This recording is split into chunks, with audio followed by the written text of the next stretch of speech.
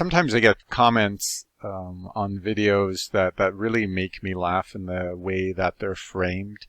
And I got one the other day when I read a passage from Adult Children of Emotionally Mature Parents on internalizers, which I'll read in a sec. And I thought maybe we could get your thoughts on it, if anything kind of has evolved or changed in your thoughts on this topic.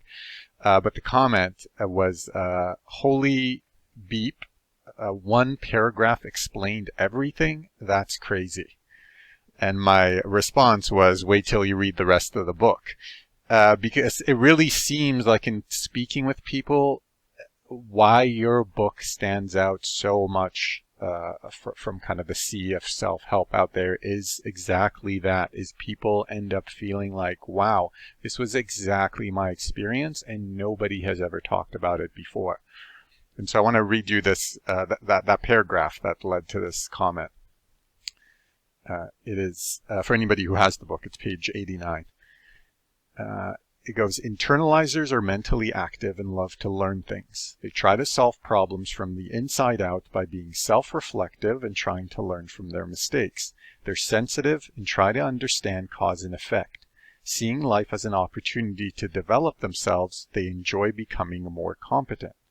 Their main sources of anxiety are feeling guilty when they displease others and the fear of being exposed as imposters. Their biggest relationship downfall is being overly self-sacrificing and then becoming resentful of how much they do for others. And I think probably what this person was saying is because that one paragraph has kind of like both the positives of being the internalizers, but then this list of like, oh, I do that, oh, I do that, oh, I suffer from that. So I wonder what your perspective is on that, all these years after it was written. Yeah, yeah.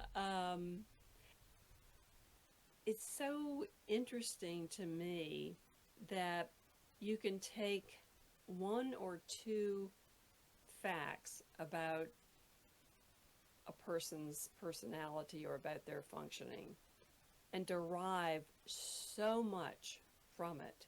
I mean, to me, it's like this very complex but very elegant kind of mathematical formula where you have a couple, or I guess it could be more like physics. You have a couple of basic laws of how nature works. And from that, you deduce all this other stuff that can't help but be part of that.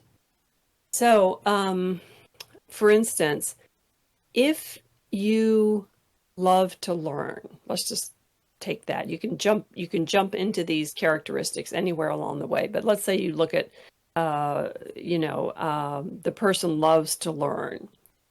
So, what else is hooked up to that? Well, you have curiosity, you have openness, you have imagination, because in order to learn things, we have to imagine our way into them. We have to change what's in our heads to fit and accommodate this new thing that's coming in, and that takes imagination. So now we've got openness, we've got imagination, we have curiosity. Now, all of these things are associated with emotional maturity because people who have grown up enough inside that they have a solid sense of self, they feel secure in themselves, they have adequate emotional control, they are able to be curious and open and um, loving to learn, because they feel generally safe, because they know that they can cope. They know that they are able to, kind of respond well to situations. So that would be one example of, that one quality, what that is really saying about a person. Similarly, if you're talking about an emotionally immature person and you say they have very poor empathy, wow, we know a lot about that person just from that one trait. because it means that it's going to affect their relationships. It's going to affect their view of the future. It's going to affect their ability to look at and deal with their own feelings. So I think part of what I was doing with these discoveries and descriptions that I did in the book was I would notice one or two things about somebody, and that would be, I would observe that, and that would be a fact about them because I had seen them do it. And then I would think, well, what does that mean about them?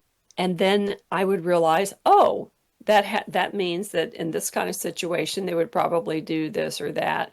So it would be a way of getting at deeper qualities, which I would then go in and ask questions about or be on the lookout for.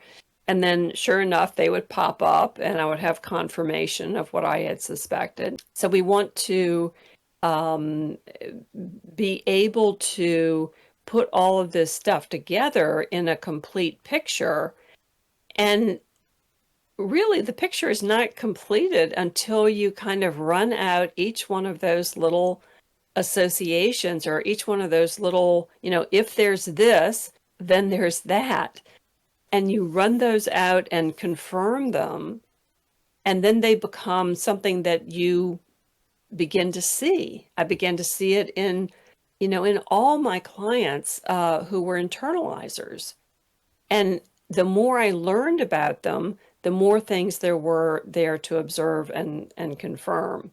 So yeah, so one paragraph explains a lot, and there was a tremendous amount of wondering and thinking and discovering behind that, just by realizing that all these things are hooked up together.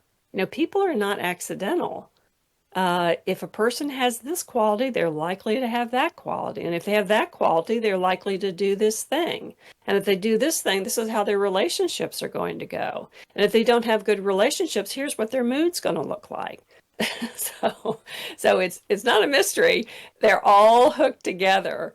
And I think it's when you can see the connections and how they feed off each other that, you become able to, realize all this complicated stuff about a single human being, and then expand that out to understanding other people who are similar to them.